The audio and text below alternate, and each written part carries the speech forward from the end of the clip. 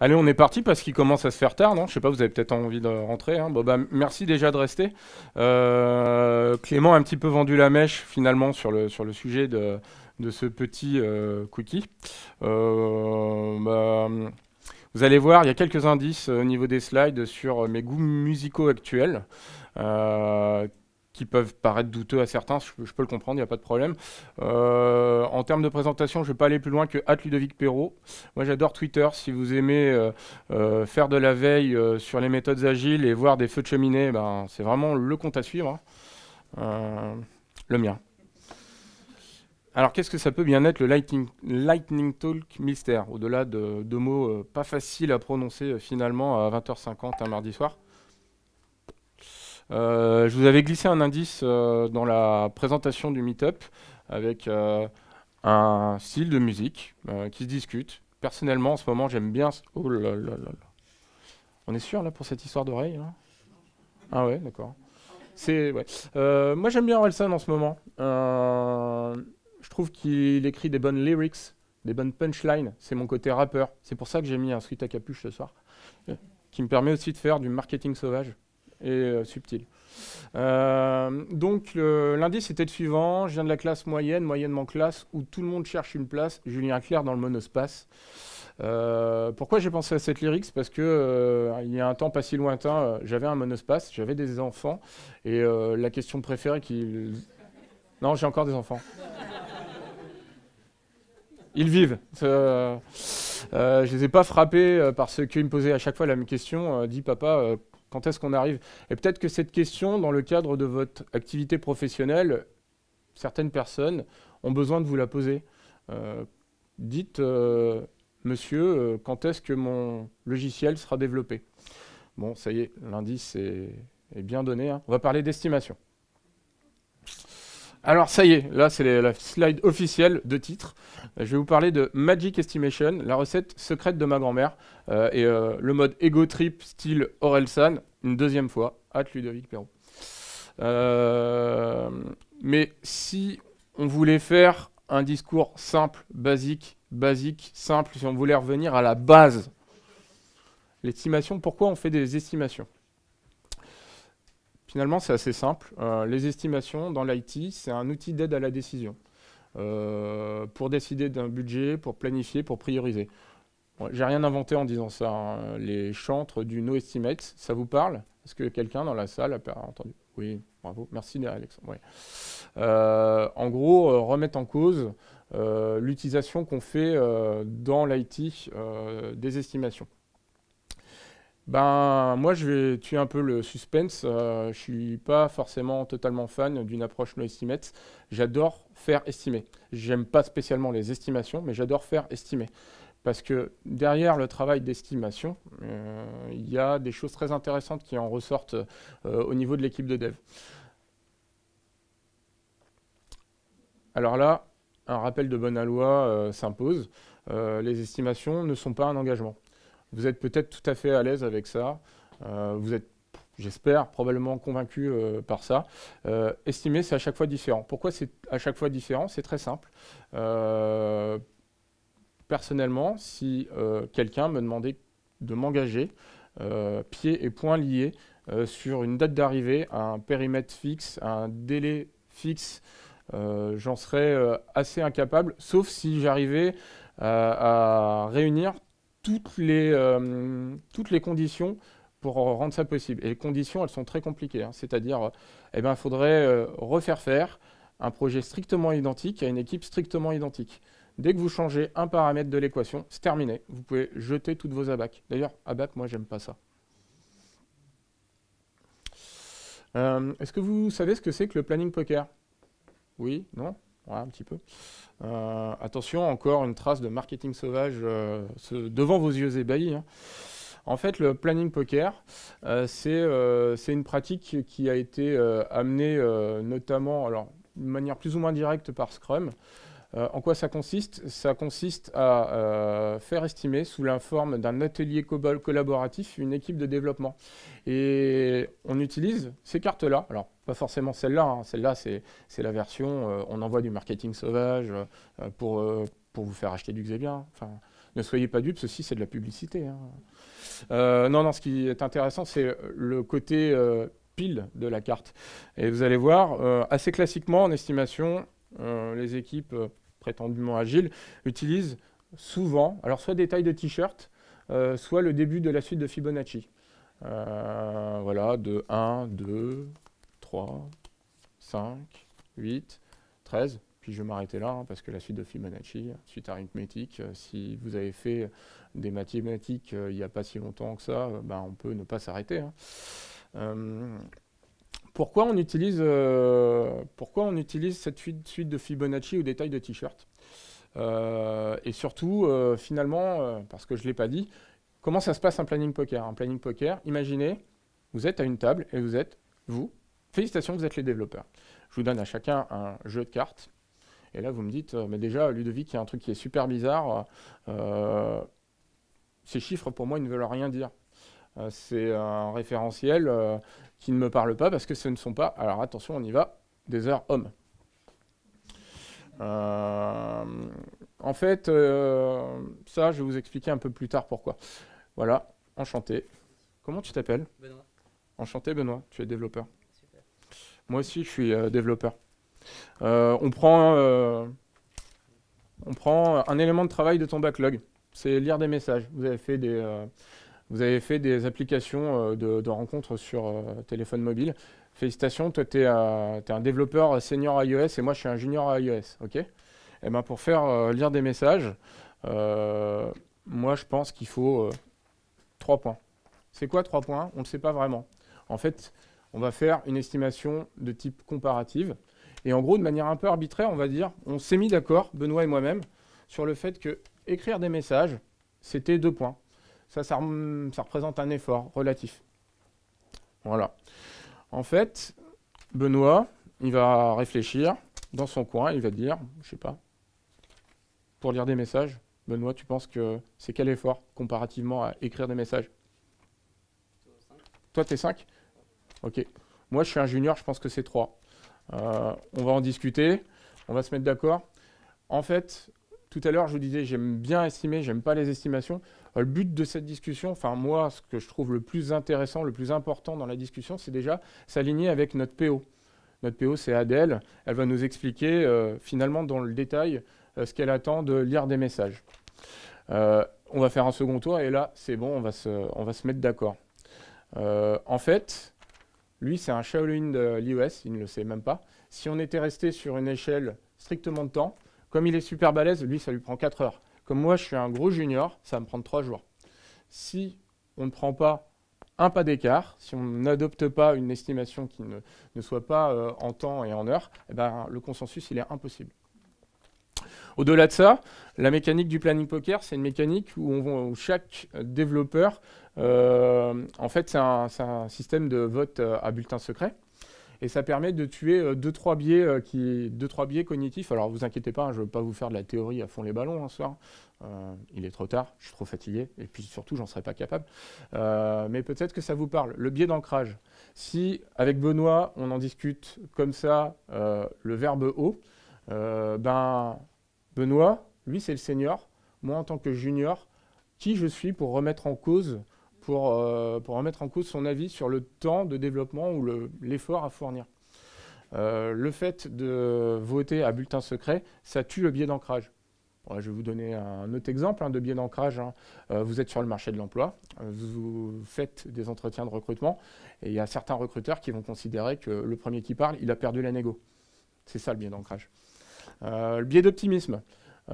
Assez souvent, moi j'ai noté que chez les développeurs plutôt juniors, pardon. Non, les seniors, c'est les vieux grigous, ceux qui ont fait déjà plein de fois un peu le même projet, mais tout le temps un petit peu différemment. Les juniors, eux, ils vont être frappés du biais d'optimisme. Ils vont pas voir les mauvais coups arriver. C'est pas de leur faute.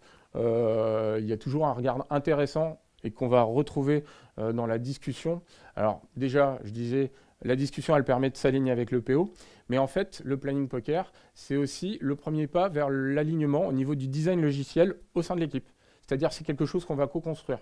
L'intelligence collective, c'est un concept, une notion qui a énormément cours dans les pratiques agiles.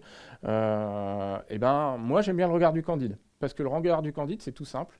Un junior va avoir tendance à poser des questions, à vouloir rentrer dans le détail, et des questions de design qui vont permettre de faire aboutir à une meilleure solution que si on avait, si on s'en était remis au dire d'expert, qui est un autre moyen de faire estimer un périmètre fonctionnel. Enfin, le faire à bulletin secret, ça permet d'éviter le piège du conformisme. Bon, voilà, hein, si on n'a pas un premier tour à bulletin secret, en gros, on se regarde les uns les autres et puis on se met d'accord. Et du coup, on va peut-être rater quelque chose. En fait, tout ça pour dire que le planning poker, c'est une mécanique qui cherche à amoindrir des biais cognitifs sans pour autant s'en préserver totalement. Mes goûts musicaux du moment.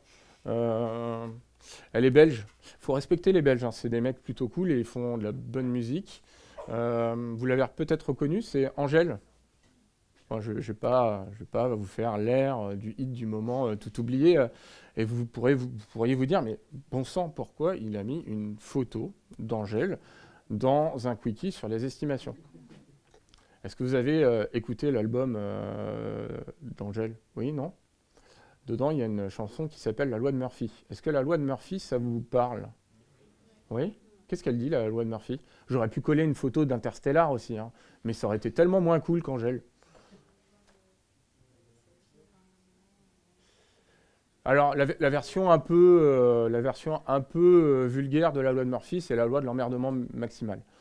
La version un peu classe de la loi de Murphy, c'est tout ce qui est susceptible de mal tourner, va mal tourner. Généralement, quand on développe du logiciel informatique, la loi de Murphy peut frapper. Et il faut s'en préserver. Bon, il n'y a pas que ça hein, qui va dans le sens d'une échelle d'estimation relative. Tout à l'heure, je parlais... Oui, il y a un parti pris au niveau de la ligne éditoriale. Hein, c'est Réservoir Dogs. Tout à l'heure, avec Benoît, si on parle... Je reviens hein, quelques instants auparavant. Si on parle et que finalement, on n'a pas une échelle relative, et qu'on parle en temps et en heure avec Benoît. Benoît, c'est le senior, il me dit 4 heures, 4 heures, 4 heures. Moi, je lui dis 3 jours, 3 jours, 3 jours. On finit, on se tape dessus. Hein. C'est juste comme ça que ça va se passer. Alors que, une fois qu'on a une échelle relative absolue, eh ben, la convergence, elle est possible. Si on compare en termes de poids d'effort, c'est possible. Parce qu'on va se rappeler que notre user story de référence, notre élément de travail de référence. J'essaie de faire quelque chose de vulgarisé, donc pas trop de jargon. C'est écrire des messages. On s'est mis d'accord sur le fait qu'on a dit, un peu arbitrairement, écrire des messages, c'est 3 points. Et c'est comparativement à écrire des messages qu'on va estimer tout le reste du backlog. Et en fait, ça, c'est des tout petits pas qui vont nous permettre de déterminer, de répondre à cette fameuse question, dis papa, quand est-ce qu'on arrive? Parce qu'à partir de là, en utilisant soit un pari, soit la vélocité constatée de l'équipe, vélocité c'est un concept qui vous parle, oui, non? Voilà, hein, sprint après sprint, on va collecter l'historique de ce qu'on appelle les vélocités, c'est-à-dire le nombre total de points d'effort que l'équipe de dev elle est en mesure de réaliser. Ça c'est le principe du, finalement, on va atteindre un certain débit sur une boîte de temps, la fameuse timebox. Si vous faites du Scrum, allez, généralement ça se règle entre 2 et 3 semaines. Pour 2 semaines, une équipe de dev, on va apprendre au fur et à mesure qu'elle est capable de délivrer, allez, un peu arbitrairement, 20 points. Cette story map que vous avez constituée ce soir, enfin ce début de soirée, on va être en mesure, via le planning poker ou via l'autre moyen que je vais vous présenter un peu après, la magique estimation, de déterminer quels efforts sont nécessaires pour chacun des éléments de travail, ça nous donne une somme. Ce backlog, peut-être qu'il fait 200 ou 300 points, et à partir du moment où on a une vélocité moyenne constatée, c'est niveau primaire. Non, peut-être pas. Début de collège, je sais pas. La division, non, c'est primaire. La division, on commence en CM1. Je le sais, mon fils, il a attaqué il n'y a pas super longtemps. Donc 300 divisé par 20, pouf, 15 sprints. Et alors là, je vous encourage à être extrêmement vigilant à la manière dont vous allez annoncer ça à vos fameuses parties prenantes. Le client, hein, ce que ça signifie, c'est qu'il y en a pour un minimum de 15 sprints. Ceci, c'est le ticket d'entrée. Évitons de tuer des développeurs. Les développeurs, c'est cool. Allez, c'est parti. Magique estimation, estimer un backlog important en un temps record, la recette. La photo, ça c'est la dernière preuve d'ego trip durant cette présentation. Oui, c'est un mashup de moi-même et de Philippe Etchebest, hein, un mec plutôt balèze en cuisine, bien meilleur que moi.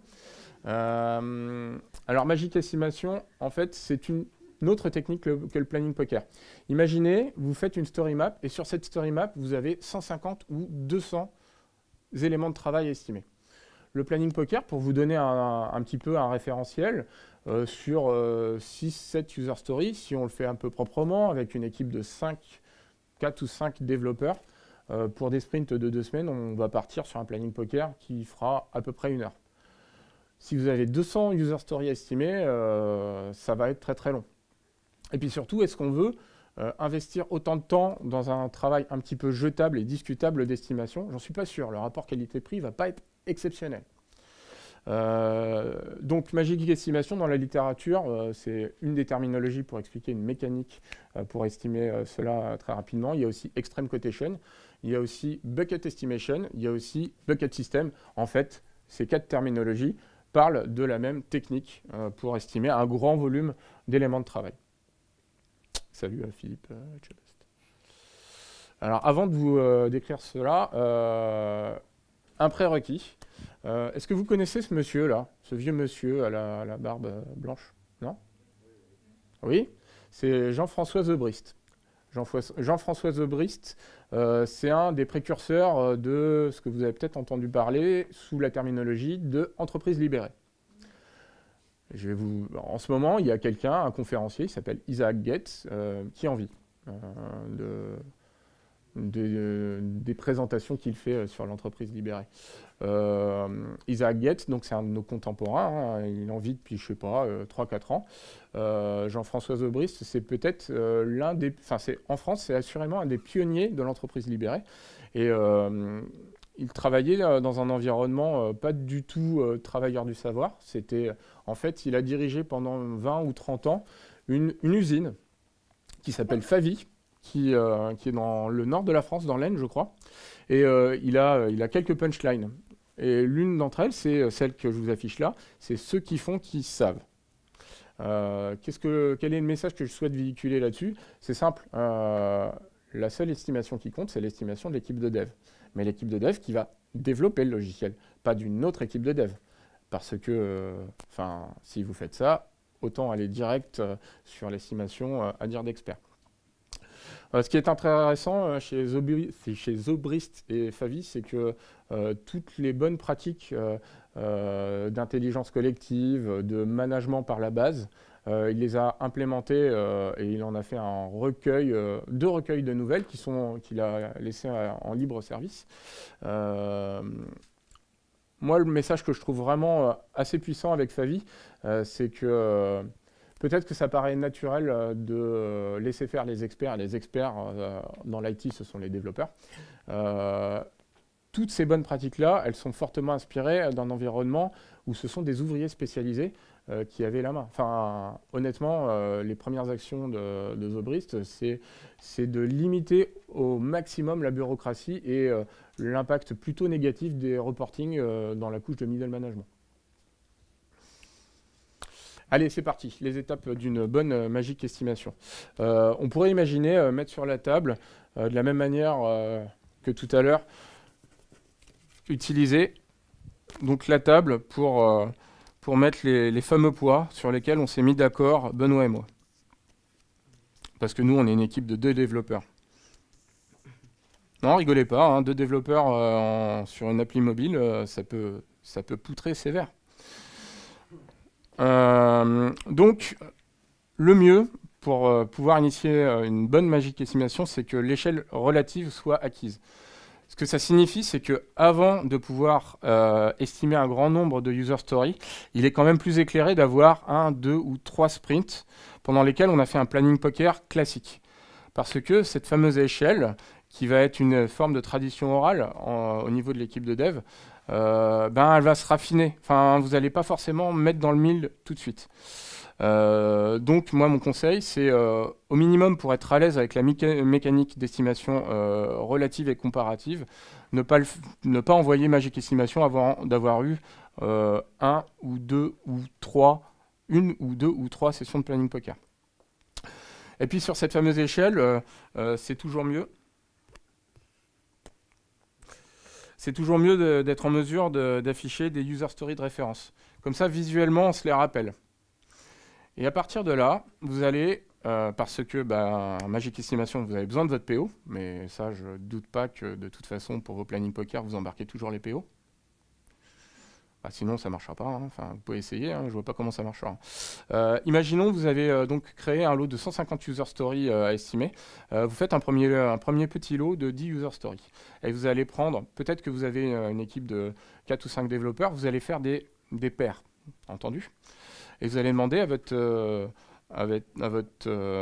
Donc le but du jeu, pour pouvoir aller très très vite là-dessus, c'est on va constituer un premier binôme. Le PO va présenter, mais de manière hyper succincte, en moins d'une minute, l'US. À ce stade de la compétition, ce niveau de finition de user story, c'est acceptable. Hein. En gros, avoir une description. Ça sous-tend l'idée que le PO, il ait les idées quand même claires sur ce qu'il met derrière chacun des éléments de travail. Et puis, Benoît, ça va être le premier 10 ans. Et, il va écouter ce que dit le PO, et puis sur cette échelle, il va placer un par un les éléments de travail. Et moi, Ludovic, à ce stade de la compétition, je dis rien, j'écoute religieusement ce que dit le PO et je regarde où est-ce que Benoît place chacun des éléments de travail. Une fois qu'il a fini le batch de 10, alors moi j'ai le droit de déplacer. Alors, je te le suspense, hein, bien souvent en planning poker, l'hésitation, elle se fait entre deux pas rapprochés de la suite de Fibonacci, si vous utilisez celle-là, ou de pas rapprocher des tailles de t-shirt. Et du coup, on imagine que, lire des messages, il l'a mis, il considère que c'est un effort de 3 points. Et moi, je suis pas trop d'accord avec lui, et j'aurais plutôt mis 5, et je vais le mettre entre les deux colonnes. Vous allez voir, les premiers tours, souvent... Allez, retour d'expérience, entre 20 et 30% des user stories sont vraiment sujets à débat. Et à partir de là, il y a au moins deux approches possibles. Soit on fait des petits arrangements. Bon, telle user story, j'ai vu qu'on hésitait entre 2 et 3, et telle autre, on hésite aussi entre 2 et 3. Et la première, on la met un peu arbitrairement à 2, et la suivante, on la met à 3. Ça, c'est ce que j'appelle les fameux petits arbitrages entre amis. Mais peut-être que ce n'est pas la meilleure des idées. Peut-être qu'on est plus éclairé de conserver le step le plus haut de la suite de Fibonacci. Pourquoi? Remember la loi de Murphy, hein. Tout ce qui est susceptible de mal tourner va mal tourner, et c'est plutôt vrai dans le développement logiciel. Et au départ, sur les premiers lots, je vous encourage à ne pas mettre de contraintes de temps. Voilà, ça permet pour les 2-3 premiers binômes, en gros, de s'imprégner de l'échelle d'estimation. Et puis peut-être que aussi, au bout des 2-3 premiers lots, quand on va voir qu'on va garder une vingtaine de user stories visuellement accessibles, on va se rendre compte que finalement, on n'est pas tout à fait nickel sur l'échelle d'estimation, que nos user stories penchent systématiquement entre 1, 2, 3. Bref, que c'est pas très uniformément réparti, et ça, généralement, c'est pas très bon signe, ou alors très très bon signe à l'inverse. Soit vous avez un PO Shaolin, et qui découpe tel un sushi master à la même granularité toutes les user stories. Si vous en avez un, mettez-le sous cloche, hein, parce que ça n'arrive pas si souvent que ça. Hein. Soit au contraire, ça veut dire qu'on n'est pas tout à fait nickel sur l'échelle d'estimation, on peut en rediscuter.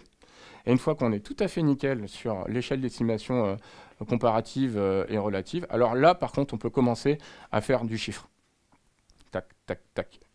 Et moi, mon conseil, c'est que sur un lot de 10 user story, quand on a laissé passer 2-3 coups, faut être assez ambitieux, agressif. 6 minutes. Voilà, 6 minutes. C'est ce qui va bien. Et puis, petit à petit, faire baisser le timer. Et de cette manière, je vous le garantis sur facture, vous serez capable de faire estimer 200 user story en une grosse après-midi. Une après-midi où les devs et le PO, ils seront un peu fatigués à la fin. Hein. Mais vous avez le droit de faire des pauses quand même. Le dernier petit conseil, le pro tip, franchement, on n'est pas obligé de s'ennuyer hein, au travail. Ça peut se faire un petit peu avec humour et dans une ambiance de saine compétition. Si, j'insiste, de saine compétition. C'est une grosse ficelle, finalement, pour accélérer le temps.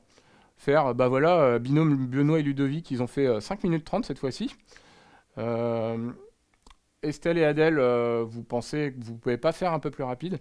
Le but du jeu, c'est d'avoir un bon rapport qualité-prix entre qualité d'estimation, qui sera de toute façon discutable au début d'une release, et qui s'affinera au fur et à mesure, au fil des sprints. Hein, parce qu'en fait, comme une estimation, ce n'est pas un engagement, et que de toute façon, le temps va s'écouler et qu'on va apprendre des choses, les estimations qu'on obtient via cet exercice-là, bien entendu, après, quand on revient en planning poker, chaque sprint planning, l'équipe de dev a tout loisir de les remettre en cause. Ça me paraît assez logique. C'est fini. Est-ce que vous avez des questions ou vous êtes fatigué et vous voulez rentrer chez vous? Alors, restez là, on a une petite collation et lui... Bon, Benoît, tu as été ma victime, c'est toi qui poses la première question. Oui, j'ai vu que dans les chiffres que tu m'as donnés, ça s'arrête à 13. Oui. Et dans le planning poker, on a aussi 20, 40, 100, etc. Mhm. Même comment est-ce qu'on peut gérer ça? Ouais, alors en fait, c'est un peu manipulatoire. Effectivement, et là, j'ai été plutôt sympa. Moi, ma pratique, c'est que sur mon utilisation de la suite de Fibonacci, j'autorise 1, 2, 3, 5, 8 et trop gros. Pourquoi je fais ça? Trop gros. 1, 2, 3, 5, 8 et trop gros. Trop gros. C'est-à-dire, en fait, pourquoi je fais ça? Parce que ce qui est déterminant dans la qualité, si on peut dire, de l'estimation, c'est d'imposer, de forcer le product owner à bien découper les user stories. Parce que plus les user stories elles sont petites, plus on va en embarquer dans un sprint, moins on va prendre de risques en termes d'engagement. Et en plus de ça, plus petite est la story, mieux on se porte. Alors du coup là, pour répondre à ta question, j'ai été cool. J'ai autorisé 6 pas de la suite de Fibonacci. Je peux être encore moins cool que ça. Et puis en plus de ça, ça permet tout simplement de converger. D'autres questions? J'avais vu plein de... C'est l'appel de la collation et de la bière. Ou l'horaire tardif. D'autres questions ou on finit là?